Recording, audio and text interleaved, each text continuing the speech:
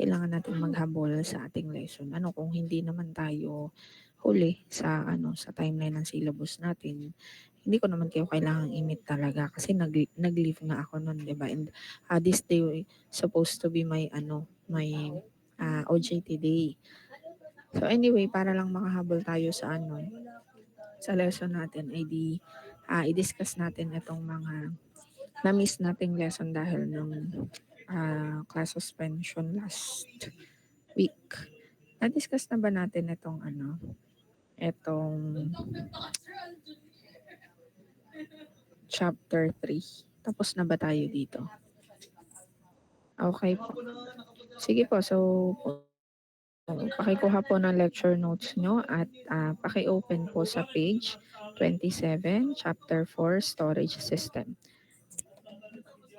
Okay, so let us start with Introduction to Hydrocarbon Storage and Transportation. Actually, itong chapter 4 is for storage system lang talaga.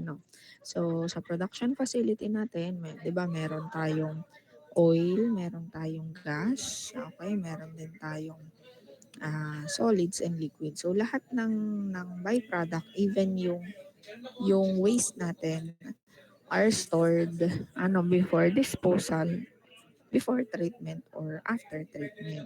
So, ang type of storage tank, ang design ay depende sa property at sa type ng fluid na i-store. For example, magkaiba ang storage requirement ng natural gas sa crude oil. Yes po, ano po yan? Ma'am, sorry to interrupt po. Pero na po yung chapter 4 po until nasa roof design na po tayo ng chapter 4 po. Thank you po. Okay, sige, thank you. So sige, nasa roof design na pala tayo. Na-discuss na natin ang importance.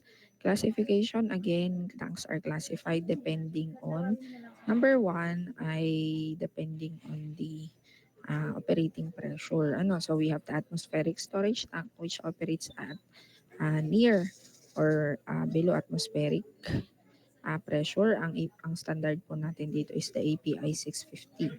And then for atmospheric, we have two types. The open vent, which is ang open vent natin. Ibig sabihin ng vent ay opening. Sa roof ng tank. Nasa roof ng tank yung opening ha. May opening din naman sa shell ng tanke. Pero yun ay ino-open lang pag walang laman ang tank. Otherwise, magkakaroon ng spill. Anyway, ang purpose ng vent ay depende sa type, pero most of the time vents are used for tank breathing kasi 'di ba ang tanke ay nagbe-breathe or para siyang humihinga, nag-i-inhale at nag-exhale. Depende sa pressure sa loob. Kung halimbawa nag-overpressure, nagkakaroon ng build up ng vapor or hangin doon sa sa loob ng storage tank, kailangang i-release ng storage tank yung extra air or vapor. So, parang siyang nag-exhale, no? So, nangyayari yun pag mataas ang temperature o kaya naman pag nalalaman tayo ng product sa loob ng tank. Next naman ay pag siya ay parang in a way, parang siya ay nag-i-inhale, no? Yun ay nangyayari pag halimbawa naglalabas or nagbabawas tayo ng liquid sa loob ng fluid sa loob ng tanke o kaya naman ipag malamig ang environment. So in a way, para siya nag-i-inhale, no? So ayun ang main purpose ng vent, to maintain the pressure inside the tank. Kasi otherwise magkakaroon ng explosion or implosion at worst case scenario, depende sa laman ng tangke. Kung ang laman ng tangke ay very volatile, di possible yung atmospheric storage tank. Sa atmospheric storage tank na may blanketing facilities naman, ito naman ay ginagamit halimbawa sa products like food products, any products na hindi pwedeng magkaroon ng moisture retention, okay? Kasi may mga product na very sensitive sa moisture, halimbawa food products. Pag nagkaroon ng moisture exposure, not certain moisture level, maaaring masira or ma-compromise ang quality ng product. Meron naman tayong mga chemical products na sensitive sa oxidation. So, to avoid po, hindi ko lang po sure. Nagbayad ako sa'yo. Baka po, arin mo.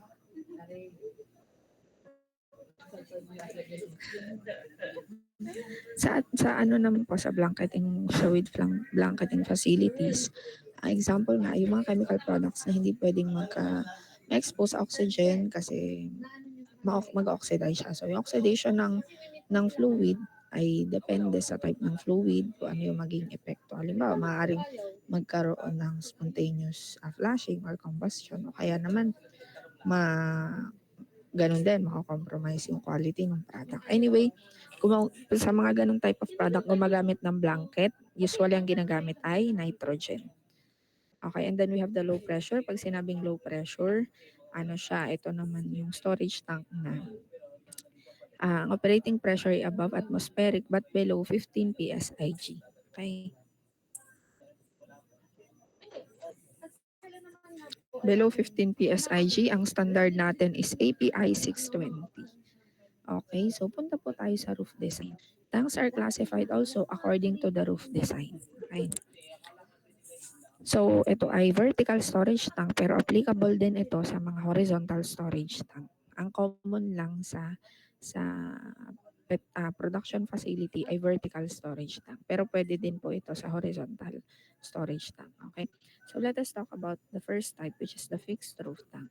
Fixed roof tank is the most common type of roof for atmospheric storage tank. Pag sinabing fixed roof tank, yung roof, diba ito yung roof natin, yung bubong ng tangke, ito siya, yung bilog na yan. Pag sinabing fixed, yung roof, naka-weld or nakadikit siya sa shell. Ito yung tank shell natin. Okay, yan yung body ng tank shell. So, naka-weld siya dyan, nakadikit. Kaya siya tinawag na fixed. Okay?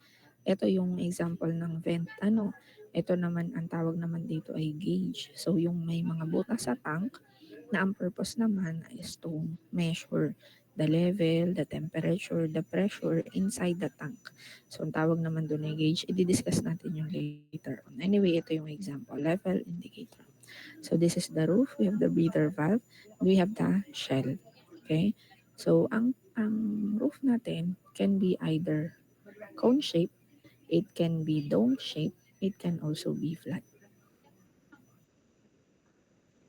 Okay, so tulad ng diniscuss natin kanina, for certain products, kailangan ng blanketing facility like N2, nitrogen. Gumagamit sila ng nitrogen for blanketing. Again, it depends on the type of product. So, ito yung gauge natin. We have the level indicator. Pwede din pong maglagay dyan ng instrument to measure the temperature and the pressure inside the tank. So, pwedeng ang temperature nandito sa gilid, katulad dito sa example. Pwede din pong maglagay dito ng temperature sa taas. Okay, depende po yun sa design ng tank. Okay. Next is the floating roof tank. Later po present po ako sa inyo ng video presentation for fixed roof tank and also yung floating roof tank. Pero for now, discuss muna natin yung floating roof para tayo ay dire-diretso. Okay, so ang floating roof tank, from the word itself, kung si fixed roof tank, naka-fix yung roof dun sa shell, ito naman hindi naka-fix. Si fixed roof tank, kung ito yung shell natin, ito yung shell ng tank Ang floating roof, nakalutang siyang ganyan. Hindi siya nakadikit sa shell. Ayan, may gap. Kasi itong si floating roof, nakapatong siya sa ibabaw ng liquid. Kung ano liquid level, yun din ang level ng roof. Okay, so nakadesign itong floating roof to minimize evaporation losses. Kasi sa fixed roof class, di ba, halimbawa ito yung fixed roof natin. Okay, ito yung fixed roof natin. Ayan, so ito yung roof. Ayan. Kunyari, nandito yung product natin. Ito yung liquid, di ba? Sa separation, kung ito yung gas liquid interface, itong part na ito ay yung vapor space. Tama? Ito yung space para sa vaporization. Okay? So, pag taas ng vapor space, paglaki din ng chance for evaporation losses. Kasi syempre, pag mas malaki ang space for vaporization, mas maraming vapor yung mag-vaporize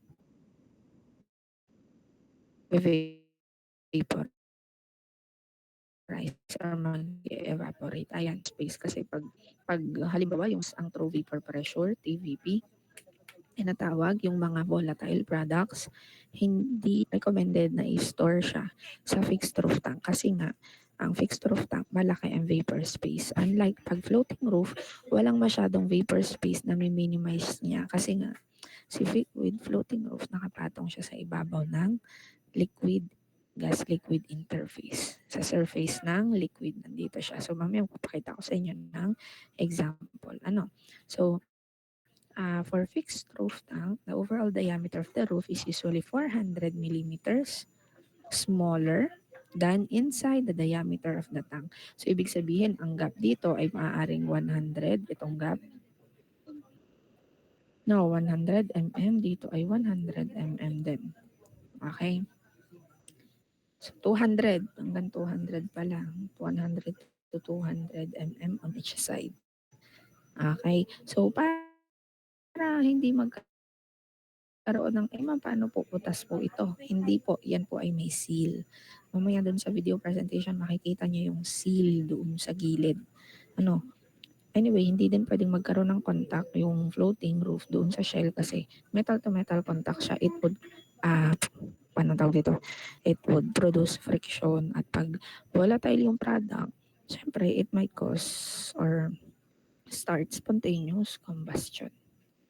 Okay, so there are two types of internal floating roof. The first one is the floating roof. The first one is the internal floating roof. Bago ko i-discuss sige, diretso na tayo. Internal floating roof, ibig sabihin yan, class, kung ito yung tangke natin, okay, mayroon siyang, pag sinabing internal floating roof, dalawa ang bubong niya. Tandaan nyo. Ang unang bubong ay fixed roof. Ito. Ang pangalawa, merong floating roof sa loob.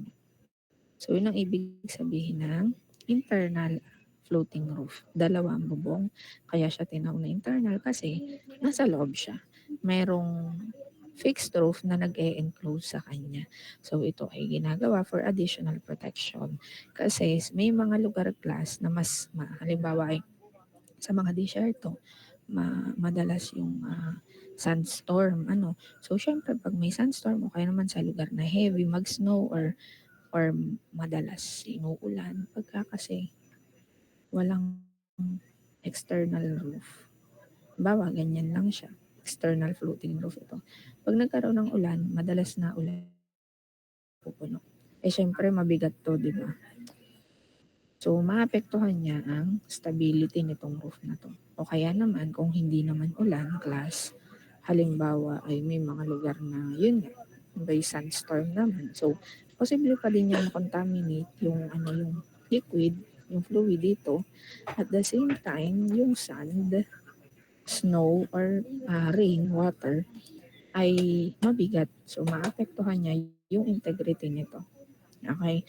So, para sa mga lugar na gano'n, ang ginagamit nila ay internal floating roof. Okay? With internal floating roof also, you provide an additional protection for vaporization losses. So, bukod sa economic reasons, ang breathing loss, pag sinabing breathing loss, ang breathing loss, ito ay yung na losses sa tangke. Ito yung mga product na nawawala or nababawas sa tangke tuwing siya ay magre-release ng vapor. Ayan. So, ibig sabihin ng breathing loss, tuwing siya ay magre-release, may nababawas na product kasi nababawasan yung level because of vaporization. So, ang tawag doon ay breathing loss.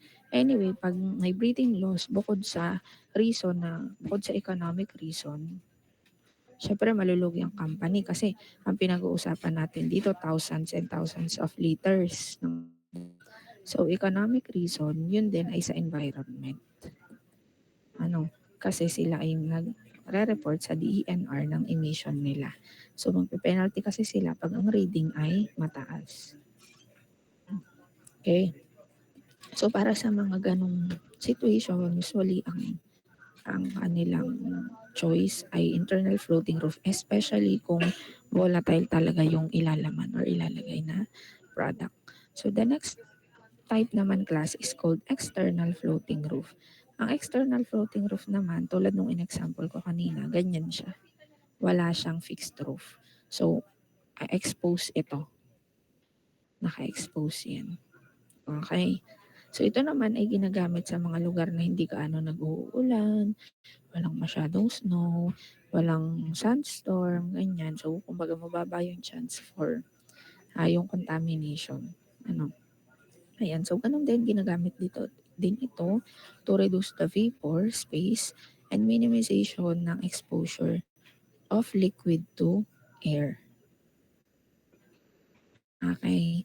So, mamaya i-discuss natin sa external floating roof. Ipapakita mo na akong video presentation sa inyo for fixed roof. Sa fixed roof muna tayo ha. Itong ipapakita kong fixed roof tank ay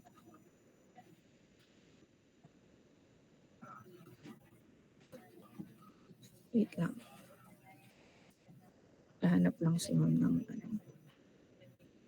Again, pwede siyang dome shape, pwede siyang cone shape yung roof, pwedeng flat. Naghahanap lang ako ng maayos na video ng fixed roof tank. And then, ang isusunod na po natin ay yung floating roof tank.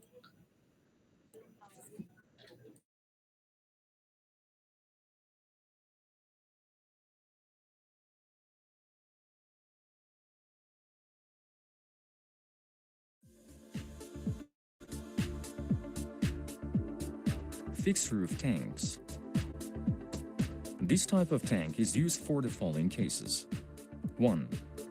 The vapor pressure of the stored fluids is low or trivial. 2.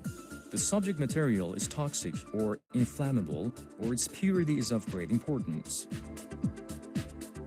It is necessary to remind that if the vapor pressure of the fluid is high, its intense inclination for vaporization results in breathing losses in this type of tank, which consequently would result in waste of some part of the fluid.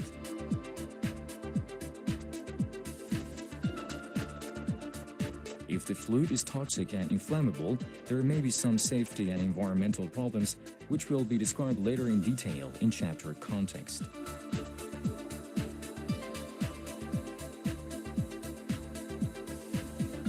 This type is a complete cylindrical tank with a conical or domed roof and a flat floor.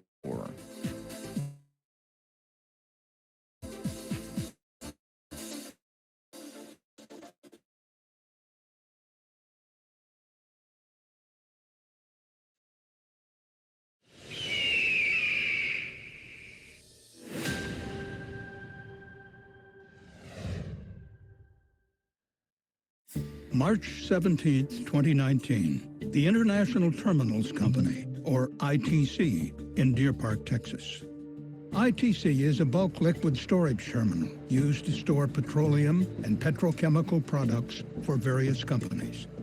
On the day of the incident, a pump catastrophically failed, releasing a large amount of flammable liquid from a storage tank into the surrounding containment area. When the flammable liquid ignited, a massive fire erupted, and ITC was unable to isolate or stop the release. The fire burned, intensified, and spread to 14 other tanks within the containment, finally extinguished 3 days later. The incident at the ITC terminal resulted from several serious failures at the facility. In particular, ITC lacked monitors to alert operators that the pump had failed. And ITC had no remotely operated emergency isolation valves that could have safely stopped the release of the flammable liquid. The tank farm's design also meant that other tanks were highly vulnerable. Once the pump failed, it was too late to prevent a catastrophic fire from happening.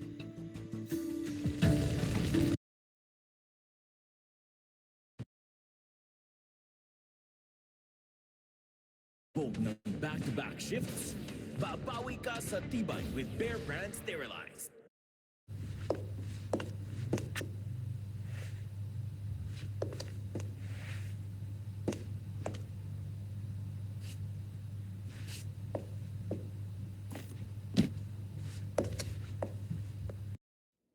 Storage Tech, internal floating roofs, an Agar brand. Storage Tech has been proudly innovating, designing, manufacturing and installing external and internal pontoon and fulls in over 70 countries around the globe since 1983. Our high-quality and economical floating roofs are used in the oil, chemical and petrochemical industries. Storage Tech internal and external roofs not only meet but exceed API standards and eliminates up to 99% of emissions from ground storage tanks. Our floating roofs not only avoid product loss but also save environment, workers and surrounding communities by eliminating harmful gases. Under even the most extreme tank conditions or services, like extreme heat or earthquakes, protecting from the formation of internal waves. Storage Tech floating roofs and seals continuous operation is crucial. Our floating roofs have a proven service life of 25 years that operators can trust. Each internal floating roof is custom made and designed as per customer specification. Storage Tech pontoon type internal floating roof consists of cylinder-shaped floats which are engineered to float even under extreme conditions such as earthquakes or high product flow. Pontoon type IFR is composed of structures, floats, metal sheets and seals. We use in-house software to design IFR, choose the quantity and location of the floats. Customers can easily install our floating roofs even without our supervision. Storage Tech full contact internal floating roof panels are made from aluminium or stainless steel metal housing that is filled with rigid polyurethane foam. Storage Tech mega volatile products. Full contact type IFR is composed of sandwich panels or blocks along with structures and seals. They are easy to carry, assemble and disassemble for relocation. Both full contact IFR are easy to install just like a puzzle with no gap. Eliminates vapor space below floating roof. Maintenance free, easy to install, durable and maximize structural strength. Provides compatibility with shoes.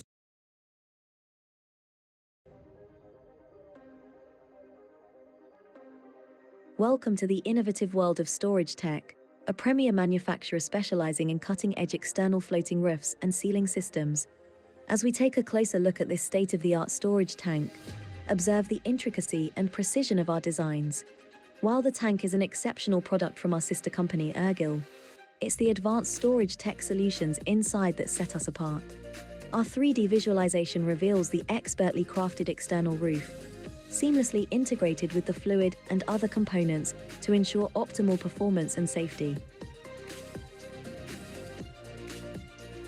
At Storage Tech, we're committed to engineering excellence, delivering products that redefine storage efficiency and reliability.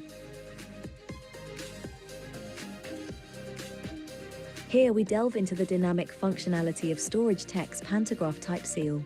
Notice how it maintains unwavering stability and effectiveness, even as the fluid levels fluctuate, decreasing and increasing in a real-time simulation. Crafted for resilience, the pantograph type seal handles surface movements with remarkable agility, ensuring a seamless and secure barrier.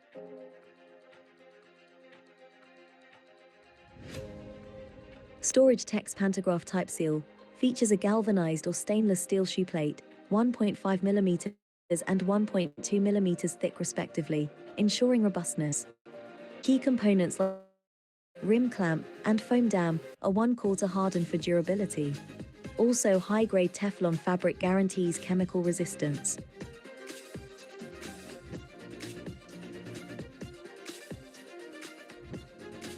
Now let's examine the scissor type seal. This seal is engineered for enhancing material strength while reducing weight, ideal for securing light and corrosive storage products. It's uniquely designed to cover openings up to 200 millimeters, functioning effectively within a 100 millimeters tolerance range. What sets it apart is its superior spring system, which effectively accommodates up to 300 millimeters rim width, maintaining maximum efficiency and adaptability. The scissor-type seal, crafted with precision and care, is a perfect example of Storage Tech's commitment to providing adaptable and robust sealing solutions for a wide range of storage needs.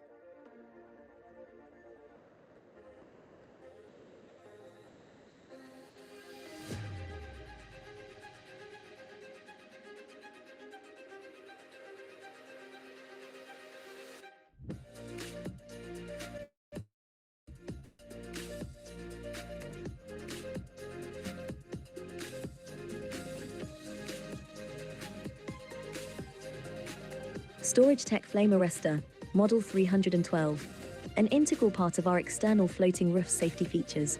This end-of-line arrestor, equipped with an automatic opening hood, is a crucial passive device. It's designed to prevent flames or fire from spreading into openings in pipelines or vessels containing flammable vapor. Next, we focus on the integral drain system of Storage Tech's external floating roof.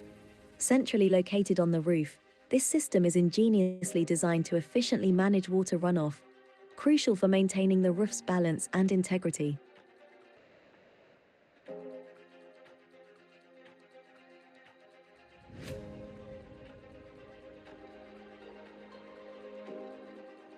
Alongside, observe the strategically positioned support legs.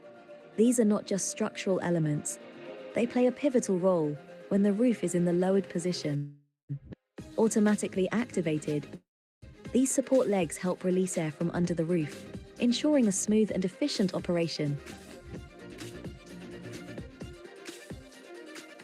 With Storage Tech, you will have 360-degree protection.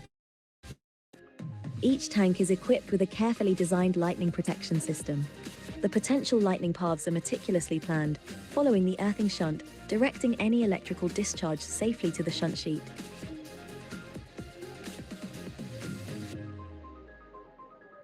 Regardless of the intensity of rainfall, our calculated drain system handles it with unmatched efficiency. Designed to manage heavy rainwater, it ensures the roof's stability and the tank's integrity.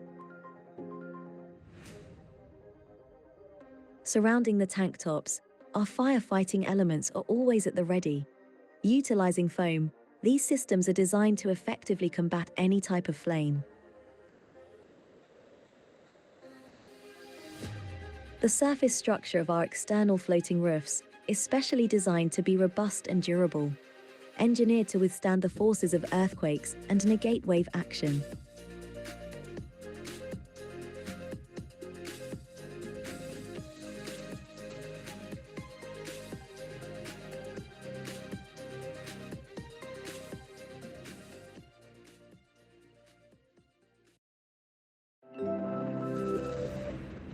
Unlock a new world of efficiency with Asana. Follow through. Identify blockers to keep work, projects, and goals on track. Increase efficiency for your team today. Try it for free at asana.com.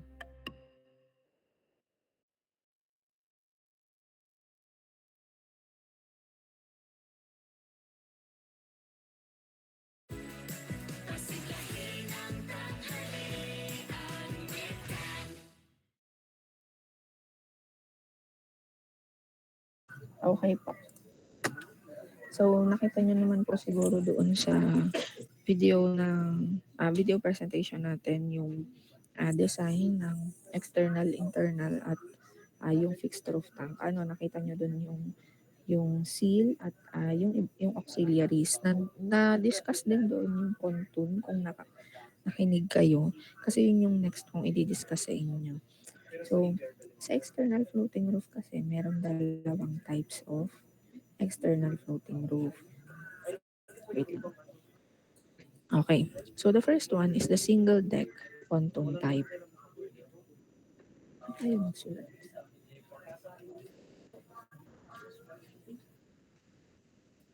Single deck pontoon type, nalobat na yata rin.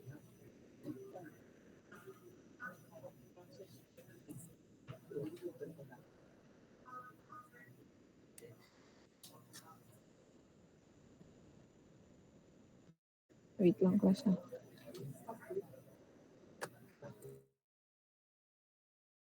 Okay, the single deck pontoon type. So for the single deck pontoon type, ang difference lang nito with single and double deck is ito. Ito kasi yung sinasabing deck niya.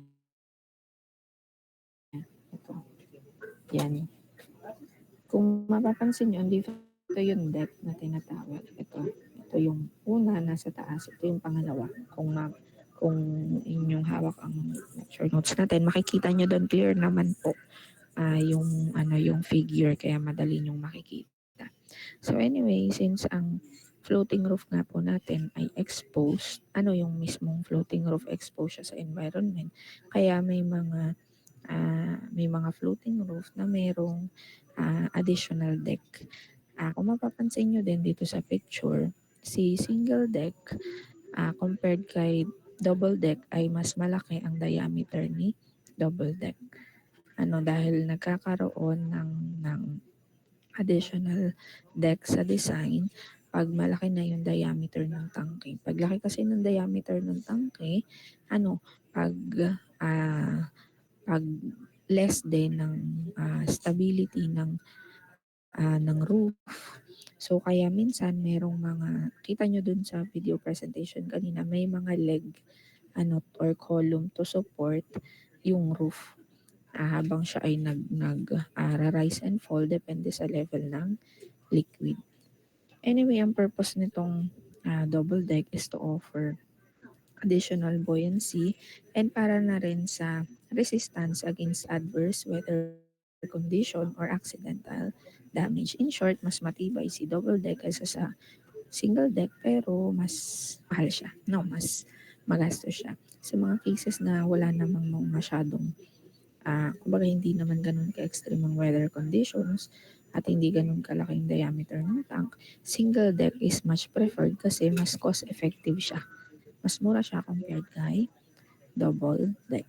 Okay? So, sa construction practices naman, nandito lang naman ay mention lang dito yung mga standards. Ano yung mga API standards sa bawat halimbawa sa design ng tangke, depende sa part, halimbawa, iba yung API standard para sa vent. Iba din para sa mga gauge. Anyway, etong API 12B ay para sa bolted tank. Ang ibig sabihin ng bolted tank, yun kasing mga tangke natin class ngayon ay welded siya. Ang welded tank, merong iba't ibang types pa. Merong shop welded tank, merong tanks fabricated in factories. Ang example ng shop welded tanks ay yung tank natin sa bahay. Di ba para sa may mga tangke sa bahay? So, yun yung shop welded kasi nabibili mo na siya na tangke na. Pero yung tangke sa production facility, yun ay binibuild nila, ginagawa nila, yung pinafabricate on-site mismo. Okay? So para dun sa mga tangke na pinabricate sa shop, sa factories, API 12F yun. Okay?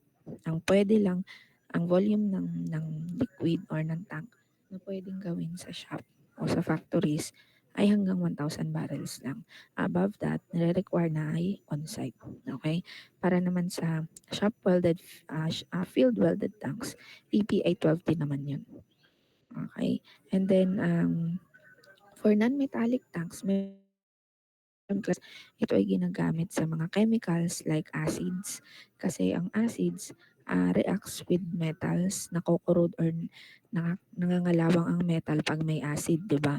So instead of using stainless steel, which is very expensive, and impractical, to store acid, they use FRP tanks or fiberglass reinforced plastic. Again, ito ay ginagamit sa mga matataas yung corrosion, and then kasi si FRPI corrosion resistant, pero ang FRP ay hindi ginagamit sa mga product na mataas ang volatility. Kasi mababa ang fire resistance ng FRP. Kasi plastic siya, madali siyang masunog, madali siyang matunaw, 'di ba? Pag tumaas lang ang temperature ng konti, madali siyang mag-deform. Okay. So let us talk about tank components and their functions. Okay, so dito i-discuss natin yung na-mention ko kanina. Meron tayong mga components ng tank bukod sa shell at sa roof. Sa part kasi yun ng tank, no? The shell, the roof, the bottom. Yung components are necessary for the safe operation and storage of fluid inside the storage tank. So, tingnan natin dito sa ating figure. Kung makikita nyo, ito yung inlet connection. Ang inlet connection pwede sa taas, pwede sa baba. Nagkataon lang na dito sa picture, ang inlet connection ay nasa taas. Ito class yung ating manhole. So, ang purpose ng manhole class, iaano ko na ha, i-discuss ko na. Yung mga sasabihin ko ay nandito din sa part na ito. Ayan, nandyan din yun ha. Isa-summarize na lang ni ma'am para mabilis yung discussion natin. Okay lang po ba or gusto nyo isa-isahin natin? Sige, ano natin yun na din naman. Kayo naman ay college na hindi naman kailangan word per word ang pagdidiscuss ni ma'am. Okay? So, anyway, balik tayo dun sa sinasabi ko. Ito yung components. The first component is yung manhole. Ang manhole class, most of the time, lalo pag liquid, ang i-store, ang manhole ay nasa shell ng tangke. Okay? Ang manhole po ay nasa shell ng tank. Okay? Manhole ay nasa shell ng tank. Ang usual size daw ng manhole ay 20 to 24 inches. Okay, 20 to 24 inches ang diameter. Ma'am, paano po nakakapasok dyan at bakit po may manhole? So, kaya merong manhole ang tank. Number 1, for inspection, for maintenance. Pag may kailangang i-inspect yung tank or kung may findings, may kailangang ayusin or kailangan linisin yung tangke, dito papasok ang tao, ang worker. Ito yung access point ng worker for cleaning and maintenance sa manhole. Ngayon, since malaki yung butas niya no, sa shell, para ma-ensure na hindi mag-leak ang product from the manhole, yung butas ng manhole, ang connection niyan ay bolted. Tandaan na. Alam niyo naman siguro ang bolt, Ayun. So, bolted yung connection niya. At the same time, yan, may ganyan siya, bolted connection siya. At the same time, in between, ganito kasi yung side view niyan. Kunyari, ito yung tangke. Meron dyan, yan. Ito yung butas. Ito yung papasukan ng tao. Tapos, may cover yan. Pero, since may parehas na metal itong cover at ito, kasi ito yung shell ng tank, diba? Yan. Dito yung liquid. So, yung cover niya metal din, para ma-ensure na walang leak, naglalagay sila ng gasket. Ang gasket ay seal para hindi ma-prevent yung leak ng product from the manhole. So, maraming gasket yan to ensure na wala talagang magsisip or tatagas na product. Okay? So, ang next naman natin class ay yung tank foundation nito. So, yung tank foundation, ang tank bottom pala muna, tank bottom. So, ang tank bottom natin class ay dito sa drawing flat siya pero hindi siya talaga flat in real life. So, minsan ang tank bottom depende sa design, pwedeng nakatilt siya. So, yung angle, yung slope nito ay depende sa size ng tank ay maraming factors na consider. Nautal na si ma'am. Size ng tangke, tank foundation, so pwedeng siya ay nakatilt. Pag nakatilt class yung tank, ganyan yung bottom niya. Mas madali yung pagde-drain ng product. No? Meron din naman papaganyan yung tilt niya. Depende. Meron din naman class na bottom design na nakaganyan. Inverted siya. merong nakaganyan. Meron ding dome. Actually, ito ay kasama dun sa previous manual, kaya lang tinanggal ko na siya kasi nga dadami yung scope ng midterm. Mahalaga naman ay ma-introduce lang sa inyo na may iba't ibang type of tank bottoms. Okay, so ang tank bottom ang pinaka-expose sa product, hindi ang shell. Kasi halimbawa, ito yung shell natin. Itong part na to maaaring hindi siya laging expose. Pero itong bottoms, lagi siyang expose sa product. So, ito ang pinaka-prone sa corrosion from the product. Kasi nga, babad siya dun sa product. Plus, yung mga contaminants, kung meron, dito siya nagsisettle sa ilalim. Okay, dito nagsisettle sa ilalim yan. Halimbawa, yung mga alikabok doon sa transportation, maaari, o pwedeng doon mismo sa tangke, meron na talaga mga alikabok na nagsettle sa ilalim. So, nandun din. Kaya, ito ang pinaka-prone sa corrosion. Yung tank bottoms. So, yung foundation naman, class. Ang foundation naman ay ito yung nagtatransfer ng load to the ground. Yung load, yung bigat ng tangke. No. Nagtatransfer ng load to the ground to prevent uneven settlement. So, may iba't ibang type daw ng foundation. Nakalagay dyan sa inyong module ay ping wall,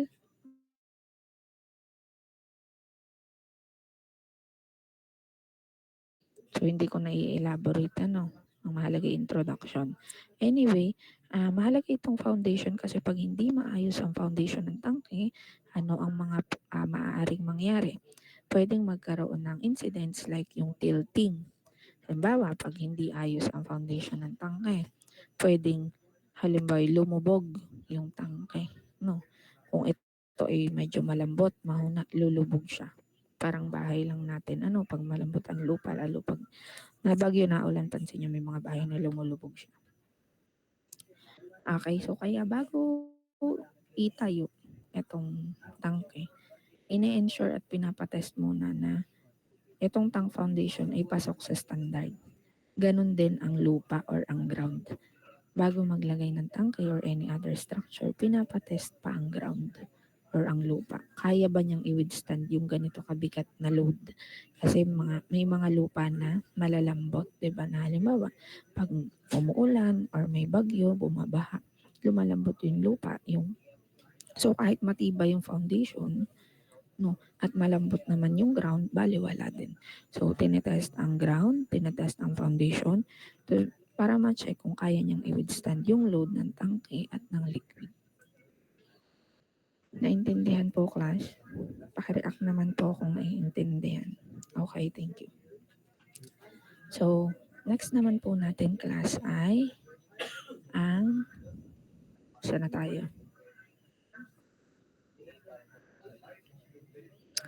Okay, so yung shell, ang tank shell natin, class. Again, kung mapapansin nyo yung tank shell natin, ganyan siya. So ito ay metal sheet welded together para makabuo ng shell. Mukha siyang hollow blocks. So ang shell, isa din sa part ng tangke na marami na prone sa corrosion. Bakit? Kasi maraming nakakabit sa kanya. Itong welded connection dito, ito welded connection. Welding connection dito, ito, basta may welding connection, pagtaas na welding connection, pagtaas din ng corrosion. Paano possibility ng possibility for corrosion or yung corrosion rate? Kasi dito nagmumula sa welding corrosion, sa welding connection ang pangangalawang. Diyan siya nagsisimula. So kaya prone din sa corrosion ito, kaya naman pag may tank maintenance, merong routine check-up, inspection ng tank to check for possible corrosion or erosion sa loob ng tangke. Kasi pag may erosion or may erosion and corrosion, it can affect yung quality ng fluid or ng product. Okay? So, next naman natin, class, ay we have the vents. Punta tayo dito sa vents. Yung vents, nabanggit ko ito kanina sa inyo. Ang vent ng tangke ay pwedeng multiple, depende sa design. Pero ito yung common, parating merong relief system, especially kung ang i-storm ay medyo mataas ang vapor pressure. Pero pag tubig ang i-store, wala silang yung anong tawag dito? Pressure vacuum relief valve. Ang ginagawa, pag tubig, meron sila yung gooseneck, ganyan. Kung nakakita na kayo. Pipe siya na, kaya siya tinawag na gooseneck kasi papaganyan. So ito ay vent. Kasi need din naman ng tank kaya ng breathing, kahit na siya, kahit na ang laman ay tubig. So, pero hindi naman kailangan ng pressure vacuum relief kasi hindi naman siya volatile. Anyway, para mas tipid, unnecessary naman yung pressure vacuum relief valve. Ito yung ini-install nila, itong gooseneck, ganyan siya. So baka nakakita na kayo niyan dun sa mga tangke ng tubig. Okay? So ito naman, isa din sa access point natin bukod sa manhole ay itong gauge. Ito naman ay access point ng tao para mag-measure. Di ba sabi, gauge, gauge is to measure. Itong hatch na ito ay nabubuksan at nasasarahan. So pag siya ay hindi ginagamit, naka-close siya. Pag gagamitin, i-open siya. And anyway, ang purpose nitong gauge hatch is to measure the liquid level inside the tank. So, pwedeng to check din kung may water contamination inside the tank. Ang pag-measure ay pwedeng conventional, manual, or pwedeng digital. Pag conventional, kailangan ng tao at merong ditong measuring tape. Pag naman digital ay automatic na measure na siya, sinesend nung device yung measurements sa computer. Pero gauge hatch pa rin, sa gauge hatch pa rin siya nakakabit. Same purpose pa rin siya. To monitor liquid level. Pwedeng liquid, pwedeng temperature, pwedeng pressure. Anyway, to monitor the condition of the product. Okay po. Okay. So, sa natin sa floating roof, especially sa floating roof, very critical yung tinatawag na seal. Napanood nyo naman kanina sa video, di ba? Yung seal ng tangke. Kasi, pag hindi maayos ang seal ng tank, posibleng mag-cause siya ng vapor leakage. At ang vapor leakage ay hindi maganda, lalo pag external floating roof. Kasi walang magko-contain na additional roof. I-release lang siya, marirelease lang siya diretso sa environment. So, maaaring maka-apekto siya sa environment, sa health ng worker nearby residential area. Maaari ding mag-cause ng fire. Halimbawa, yung in-example ko sa inyo, yung nangyari sa Calaca, LPG facility yon. O kaya naman pag may kidlat. Nakita nyo siguro kanina sa video na may mga tank, na yung mga tank ay may lightning arrestor, di ba?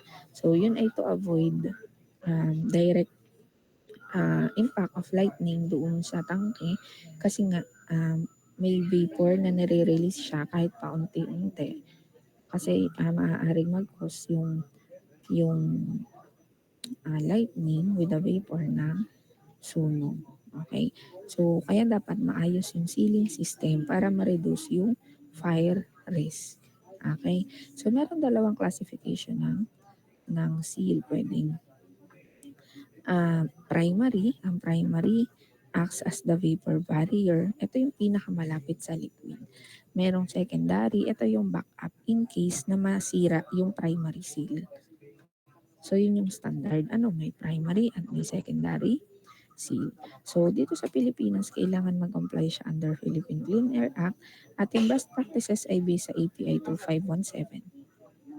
Okay, ang fixed roof daw do not normally require seals kasi nga may additional roof to contain the vapor.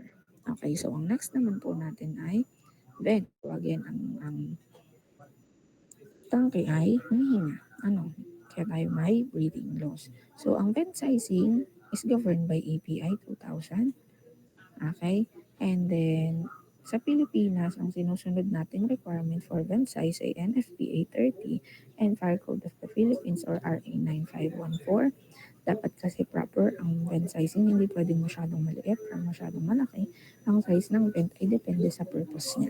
Okay, halimbawa, yung pressure vacuum relief valve, mapapansin nyo yung vent size, if you can still remember the previous video, yung vent size niya malaki compared doon sa malaki yung vent size niya compared doon sa ibang vent. Halimbawa, yung hatch actually can be considered as vent kasi ang definition ng vent ay opening or hole doon sa tangke na usually nasa roof. Okay, so ang size ng vent ay depende sa purpose niya. Kung halimbawa ay for ang vent or ang magsaserve as gauge, pwedeng maliit lang siya. Pero kung halimbawa siya ay for tank reading, most of the time, mas malaki yung kanyang diameter. Okay, so I've already mentioned yung size, typical size ng manhole, the 20 to 24 inches. Take note of that. And then, meron reinforced siya with flanges, bolted with gasket. Okay. EPI 650 pa rin pagdating doon sa standard. Ang inspection ay 653. Okay, ang nozzle naman ay vent not considered. Pipe connection siya welded to the shell. Ang halimbawa ng nozzle ay yung inlet nozzle, outlet nozzle. Ito ay malalaking diameter ng nozzle ha. Merong mga maliliit lang, yung cute lang.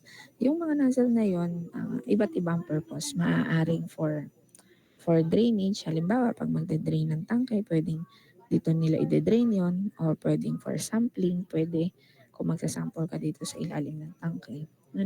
Halimbawa, magde-drain ka ng tubig, pwede dun sa nozzle na nakakabit sa shell, yung mga maliliit na nozzle. Okay? API 650 din na nag-govern sa design ng nozzle and reinforcement.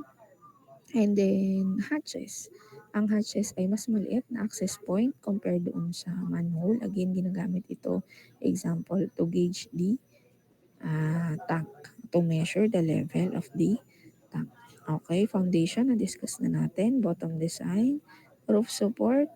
Okay, so for roof support, for fixed roof tank, pag kasi masyadong malaki yung diameter ng fixed roof tank, usually dome shape yung mga malalaki yung diameter.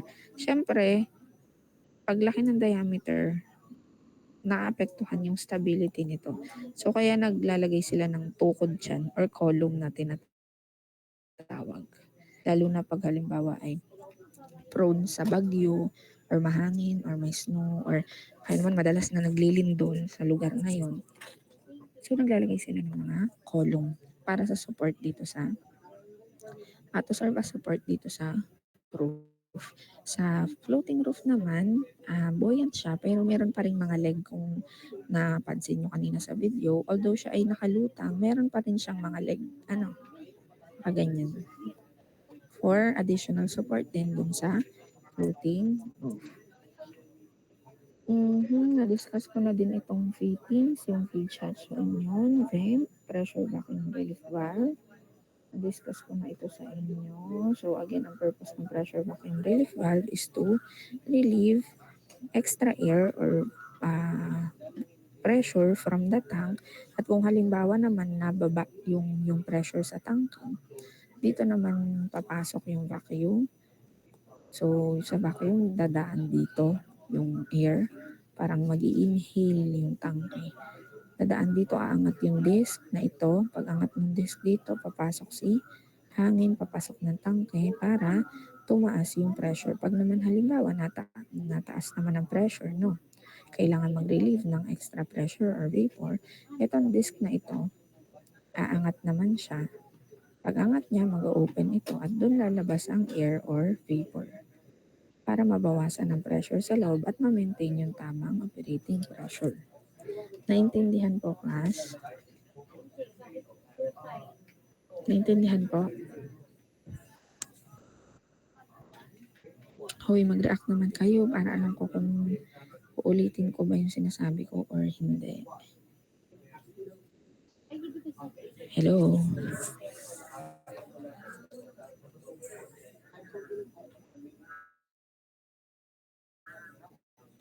Hello, naririnig po ba ako? Yes. Naintindihan? Hello? Yes po. naintindihan po. Okay, yung iba kasi hindi nasagot eh. Sige po, hanggang dito lang muna yung lesson natin kasi 10 to 11 lang naman. Next meeting na lang natin i-continue for yung continuation natin under tank capacity. So for now, hanggang doon lang muna kasi yung sunod nating discussion ay ano na siya, computation na. So since ito ay considered as a makeup class at hindi naman ito yung original schedule natin, 46. Pero kompleto naman kayo eh. Tama ba? 418. Double check ko lang.